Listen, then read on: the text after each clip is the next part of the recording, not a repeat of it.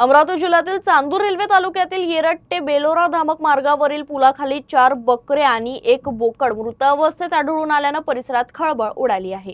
मृतदेहाच्या अवस्थेवरून वन्य प्राण्यांच्या हल्ल्यात हा मृत्यू झाल्यानं नागरिकांमध्ये भीतीचं वातावरण पसरलं आहे। अमरावती जिल्ह्यातील चांदूर रेल्वे तालुक्यातील येरड ते बेलोरा धामक मार्गाखालील पुलाखाली 4 बकऱ्या आणि 1 बोकड मृत अवस्थेत आढळून आल्यानं परिसरात खळबळ उडाली। या जनावरांचा मृत्यू वन्य प्राण्यांच्या हल्ल्यात झाला असून हा हल्ला लांडग्यानं केला असावा असा प्राथमिक अंदाज वन विभागानं व्यक्त केला आहे। पशुपालक सुभाष मेश्राम हे सकाळच्या सुमारास आपल्या बकऱ्या चराईसाठी घेऊन गेले होते। त्यानंतर काही वेळासाठी ते शौचास गेले होते। परत आल्यानंतर 4 बकऱ्या आणि 1 बोकड दिसून आले नाही।